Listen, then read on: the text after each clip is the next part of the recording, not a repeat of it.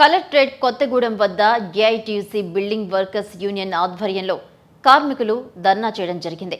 ఈ ధర్నాలో ఏఐటీయూసీ జిల్లా అధ్యక్షుడు కంచెల్ల జమలయ్య, జిల్లా ఏఐటీయూసీ ప్రధాన కార్యదర్శి నరాటి ప్రసాద్ పాల్గొని మాట్లాడుతూ తెలంగాణ రాష్ట్ర పరిధిలో భవన నిర్మాణ కార్మికుల కష్టం లేనిదే అభివృద్ధి పనులు జరగవని, ప్రతి అభివృద్ధి పనుల్లోనూ నూతన భవన నిర్మాణంలో అష్టకష్టాలు పడి రెక్కల కష్టంతో జీవిస్తున్న కార్మికులకు చెందాల్సిన సంక్షేమ బోర్డు నిధులు ప్రభుత్వం పక్కదారి పట్టిస్తున్నారని ఆరోపిస్తున్నారు.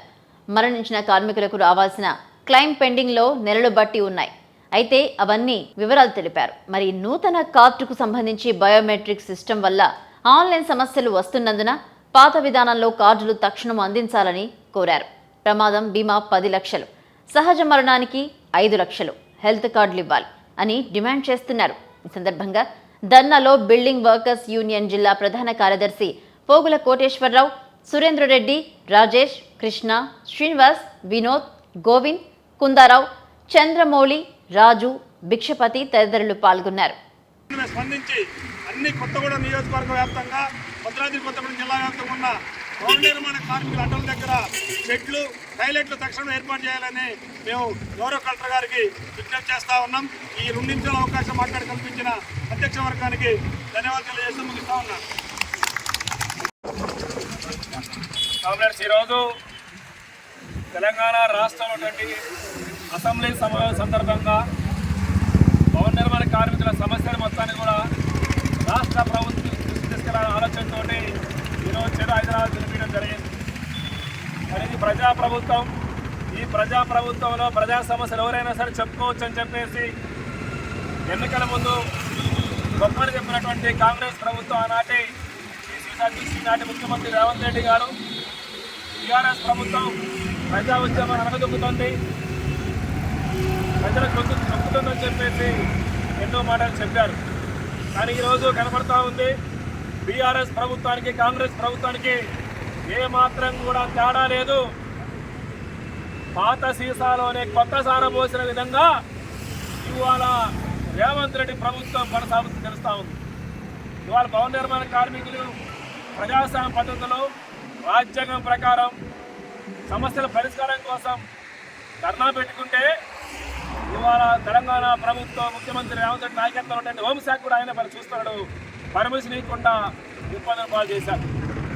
అంటే దీనికి అర్థమవుతా ఉంది ఏంటంటే ఇది కల్వకుంట్ల చంద్రశేఖరరావు వచ్చనే ఈరోజు రేవంత్ రెడ్డి దగ్గర కనపడుతుంది తప్ప వేరే లేదు. కాబట్టి చెప్తాను, రేవంత్ రెడ్డి గారు ఎన్నో ఆశలతోటి ఇలా ప్రభుత్వం మీద తెచ్చుకున్నాం. ప్రజాపాలన, ప్రజా సంక్షేమం అని చెప్పేసి మీరు చెప్పిన మాటలు నమ్మాం. కానీ ఈరోజు ఎంతో కష్టపడి అందరం కలిసి కొత్త ప్రభుత్వం తెచ్చుకుంటే ఇవాళ మీరు చేస్తున్నది ఏంటి? ఇవాళ భవన నిర్మాణ కార్మికుల సంక్షేమ పోటీని మొత్తాన్ని కూడా దానిని బలహీనపరిచే విధంగా నిధుల మొత్తాన్ని కూడా కార్మికులకు ఇవ్వకుండా ఇవాళ నిధుల మొత్తాన్ని కూడా పక్కదారి పట్టించే పని చూస్తూ ఉన్నాం. ఇవాళ భవన నిర్మాణ కార్మిక సంక్షేమ బోర్డులో ఉండే డబ్బుల మొత్తాన్ని కూడా తెలంగాణ రాష్ట్ర ప్రభుత్వం ఇవాళ పక్కదారి పట్టిస్తూ ఉంది. దానివల్ల భవన నిర్మాణ కార్మికులకి రావాల్సిన బెనిఫిట్స్, రైమ్స్ మొత్తం ఆగిపోతూ ఉన్నాయి. అదేవిధంగా భవన నిర్మాణ కార్మికులు ఎవరైతున్నారో వాళ్ళకి సంక్షేమ బోర్డులో కార్డు ఇవ్వకుండా ఇవాళ ఎవరు పడితే వాళ్ళకి కార్డు ఇచ్చే పరిస్థితి ఈరోజు కనబడతా ఉంది. దీనివల్ల నిజమైనటువంటి బిల్డింగ్ వర్కర్స్కి అన్యాయం జరుగుతుంది. కాబట్టి తక్షణం ఇవాళ కార్మిక శాఖ ద్వారా ప్రభుత్వం కఠిన నిబంధన పెట్టి ఇవాళ ఎవరైతే భవన నిర్మాణ ఉన్నారో వాస్తవంగా వారికే కార్డు ఇచ్చేందుకు ప్రయత్నం చేయాలని చెప్పేసి ఈరోజు ఈ ప్రభుత్వానికి కోరుతా ఉన్నాం. అదేవిధంగా ఇలా సంక్షేమ బోర్డు ఇలా ఎవరు సంస్థ కాదు. ఇవాళ కార్మికులు పోరాటం చేసి ఆనాడు కమ్యూనిస్టులు, సిపిఐ పార్టీ ఎంపీలు భారత చట్టసభను ఉండబట్టి వాళ్ళ నాయకత్వంలో ఈరోజు చట్టం తెచ్చాం. ఇవాళ చట్టంలో ముసుగులు ఏర్పడతా ఉన్నాయి. ఇవాళ అధికారులు లేరు. 1980 తర్వాత డీసీఏ లేరు, ఏసీఏ లేరు, ఎల్ఓ లేరు. ఇవాళ ఆఫీసు పోతే కానీ సిబ్బంది కూడా లేరు, పట్టించుకునే వాళ్ళు లేరు, ఆన్లైన్ అయ్యే పరిస్థితి లేదు. కాబట్టి ఇవాళ డీసీఎల్ని ఏర్పాటు చేయాలి, ఏసీఎల్ పెట్టాలి, ఎల్ఓలు పెట్టాలని చెప్పేసి ఈరోజు కోరుతా ఉన్నాం. అదేవిధంగా ఇవాళ పాత పద్ధతుల ప్రకారము ఇవాళ గ్రామీణ ప్రాంతాలు ఉంటే భవన నిర్మాణ కార్మికులకి ఆన్లైన్ సౌకర్యం అందుబాటులో ఉండదు.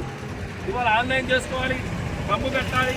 ఇవాళ మొత్తం కూడా ఆ రకం నిబంధనలు పెట్టడం వల్ల ఇబ్బందులు వస్తున్నాయి. కాబట్టి పంతొమ్మిది రద్దు చేసి కాల్ సిస్టమ్ ప్రకారమే ఏర్పాటు చేయాలని కోరుతాను.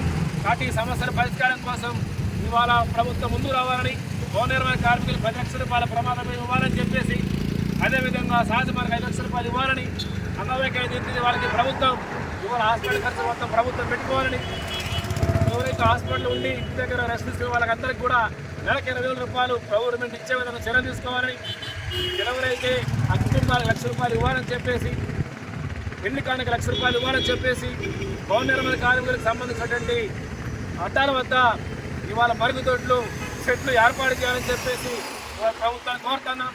ఈ సమస్యల మీద ప్రభుత్వం దృష్టి పెట్టాలని, ఈ అసెంబ్లీ సమావేశాలలోనే భవన నిర్మాణ కార్మికులు చర్చ జరపాలని చెప్పేసి ఈ ప్రభుత్వాన్ని కోరుతా ఉన్నాం. అందుకోసం ధర్నా చేస్తున్నాం. భవిష్యత్తులో ఇలాంటి ధర్నాలని ఉద్యమాన్ని ఎక్కువ చేసుకొస్తాం, ఆందోళన చేస్తాం, ఉద్యమాలు చేస్తాం. మా సమస్యలు పరిష్కరించకపోతే ప్రభుత్వాలు ప్రభుత్వం ఇవాళ బీఆర్ఎస్ పార్టీ కట్టే, టీఎల్సీ పార్టీ బట్టే తెలంగాణ ఉన్నటువంటి కాంగ్రెస్ ప్రభుత్వం పట్టుకున్నారంటే సమస్యలు పరిష్కరించాలని చెప్పి కోరుతూ షేర్ చేయండి, లైక్ చేయండి, సబ్స్క్రైబ్ చేయండి. మరిన్ని వీడియోల కోసం బెల్ సింబల్ పై క్లిక్ చేయండి.